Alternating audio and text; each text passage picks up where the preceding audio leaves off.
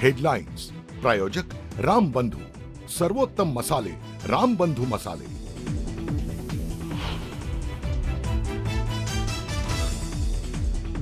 मराठा समाजाला मोठा दिलासा, ओबीसी समाजाप्रमाणे मराठा समाजाला सवलती मिळणार, सरकार 8 योजना सुरू करणार। राज्य सरकारनं मराठा समाजाबाबत घेतलेल्या निर्णयाचं जरांगे पाटलांकडून स्वागत, तर लक्ष्मण हाके यांची सरकारवर घणाघाती टीका। मिसिंग लिंक मध्ये डॅमच्या खालून बोगदे काढून राहिलो, मिठी रिव्हरचा ब्रिज कोणती मोठी गोष्ट आहे? आप इसको करिए, तब तक आप नया काम नहीं देंगे हम आपको। कामचुकारांना फडणवीसांचा दणका, अपूर्ण कामं ठेवणाऱ्या अधिकारी कंत्राटदारांना थेट सुनावलं।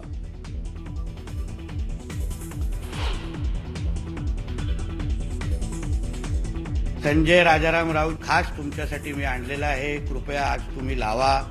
फार जळण होत असते, पण बर्नॉल एक चांगला प्रॉडक्ट आहे, शांतता तुम्हाला मिळेल। विधान परिषद निवडणुकीत माघारीसाठी 150 कोटींच्या डीलच्या आरोपांवरून राजकारण तापलं, नितेश राणेंनी उडवली संजय राऊतांची खिल्ली।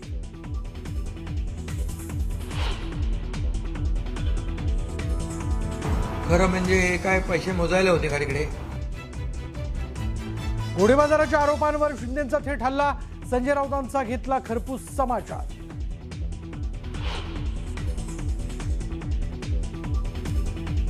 तुकाराम मुंढेंच्या नेतृत्वाखालील एफडीएची मुंबई, ठाणे आणि पालघरमध्ये मोठी कारवाई, बनावट स्टराईल ग्लोव्ज पुरवणाऱ्या रॅकेटचा पर्दाफाश, कोट्यवधी रुपयांचा साठा जप्त।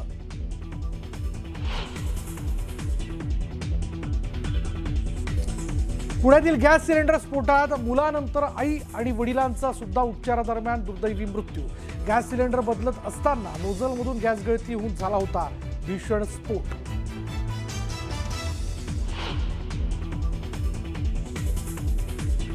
चिंचवडच्या यात्रेत मेड इन पाकिस्तान चादरीची विक्री झाल्याचा दावा, महिलेने सोशल मीडियावर शेअर केला व्हिडिओ, पोलिसांकडून तपास सुरू।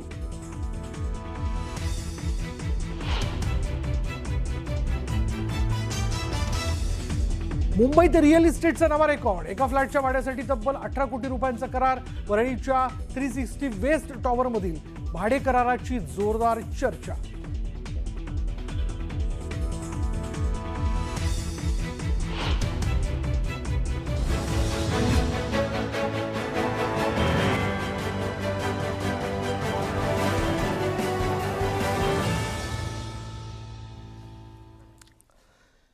दिवसभराच्या बातम्यांमध्ये सुरुवात करूया। महत्त्वाची बातमी आहे उत्तर प्रदेशातील नोएडामधनं।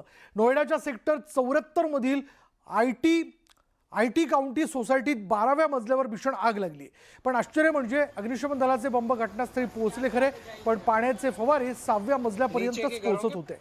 यात सगळ्यात 12व्या मजल्यावरचं घर मात्र जळून खाक झालंय। या आलिशान सोसायटीत एका फ्लॅटची किंमत ही जवळपास 4 कोटींच्या घरात आहे, पण असं असूनही प्रत्येक मजल्यावर अग्निशमन यंत्रणा नसल्याचं धक्कादायक वास्तव समोर आलंय। देखिएगा हालत, देखिए ये तो हमारे यहाँ का इंफ्रा है। यहाँ पे आगे जाएंगे, नीचे के घरों के देखिएगा हालत, देखिए। ही आग लागल्यानंतर अग्निशमन दलाचा ताफा घटनास्थळी दाखल झाला। आग विझवण्यासाठी प्रयत्न सुरू झाले, पण खालून ज्यावेळेस पाण्याचा मारा करण्याचा प्रयत्न करण्यात आला तर त्या क्षमतेने वरच्या मजल्यापर्यंत, म्हणजे आपण जर पाहिलं तर 6व्या मजल्यापर्यंतच हे पाणी जात होतं। आणखीन 5 मजले जे तिथपर्यंत पाणी पोहोचणं आवश्यक होतं, आणि तिथपर्यंत पोहोचणंही काही हे नाही का हशील नव्हतं, कारण अर्थात आग जी ती आतमध्ये लागलेली होती, आगीचे लोट जे ते बाहेर येत होते।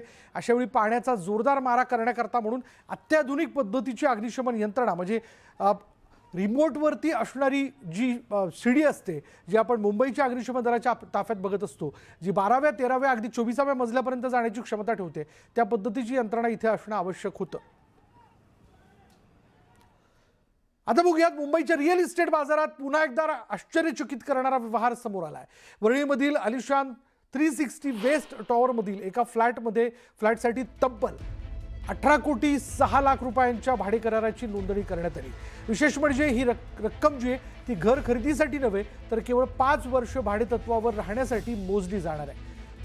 27 मे 2026 ला हा करार झाला। डीमार्टचे संस्थापक राधाकृष्णन दमानी यांच्या derive trading and resort private limited या कंपनीनं संजय घोडावत ग्रुपच्या 1SGG व्हेंचर्स LLPला हा फ्लॅट भाड्यानं दिलाय. 360 वेस्टच्या बी टॉवरमधील 22व्या मजल्यावरील 6,831 चौरस फूट क्षेत्रफळाच्या अलिशान फ्लॅटसाठी हा करार झाला आहे आणि या फ्लॅटसोबत 4 कारकरता पार्किंग देण्यात आलेलं आहे. या करारासाठी 1,65,00,000 रुपयांची सुरक्षा ठेव ठेवण्यात आली आहे. करारावर 4,73,00,000 रुपयांची स्टॅम्प ड्युटी भरण्यात आली आहे. कराराच्या पहिल्या वर्षात दरमहा 27,50,00,000 रुपये भाडं आकारलं जाणार आहे.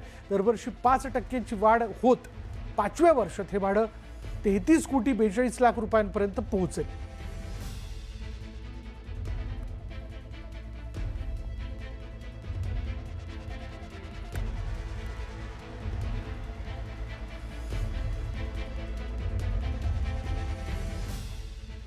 पुढे आपण बघणार आहोत आणखीन एक महत्त्वाची बातमी अशी की देशात 15 लाख कोटींच्या घोटाळ्याच्या चर्चेनं मोठा हादरा बसलेला आहे.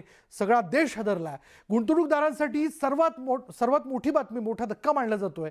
राजेश मेहता यांच्या राजेश एक्सपोर्ट कंपनीने गेल्या 5 वर्षातील महसूल 15 लाख कोटी इतका दाखवला, पण 98.8% महसूल हा बनावट असल्याचा संशय सेबीला आहे.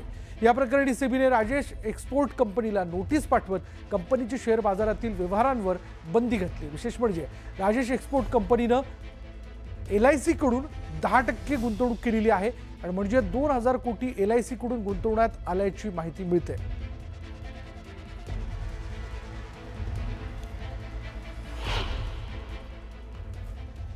हे प्रकरण नेमकं काय समजून घेऊयात. राजेश एक्सपोर्ट्स लिमिटेड बंगळुरूची कंपनी आहे, ज्वेलरी कंपनी आहे ही, आणि राजेश मेहता कंपनीचा संचालक आहे. 2021-25 या 5 वर्षात 15.5 लाख कोटींचा महसूल जो आहे तो मिळाल्याचा दावा या कंपनीनं केला आणि राजेश एक्सपोर्ट्सनं महसुलाची चुकीची माहिती दिल्याचं सेबीचं म्हणणं आहे. हा आकडा फुगून सांगण्यात आला असं त्यांनी म्हटलंय. 99.8% महसूल दाखवल्याचा आरोप त्यांनी केलाय. सेबीकडून कंपनीच्या शेअर बाजारातील व्यवहारांवर बंदी घालण्यात आली. राजेश एक्सपोर्ट्समध्ये LICची 10% गुंतवणूक करण्यात आली. तर LICची 2,000 कोटींची गुंतवणूक या ठिकाणी करण्यात आली आहे.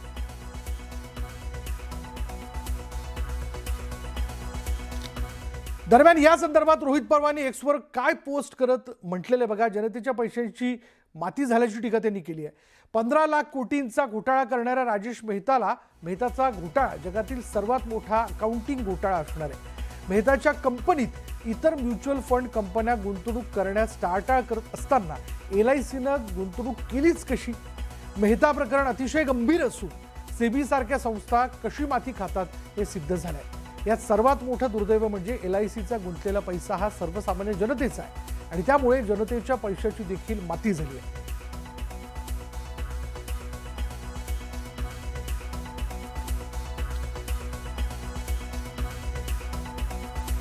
त्यामुळे रोहित पवारांच्या या पोस्टवरनं देखील राजकीय वर्तुळात मोठी चर्चा झाली, ज्यात त्यांनी म्हटलंय की एकूणच ही गुंतवणूक जी आहे LICची यात जनतेच्या पैशाची देखील माती झाली आहे असा टोला त्यांनी लगावला.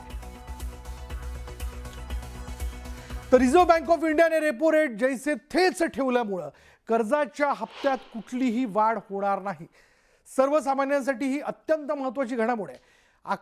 आखातामध्ये जे युद्ध सुरू आहे त्या युद्धामुळे गेल्या काही दिवसात महागाईचा भडका उडाला आहे. इंधनासह जीवनावश्यक वस्तूंचे दर वधारल्यामुळे सर्वसामान्यांचं बजेट कोलमडलं आहे.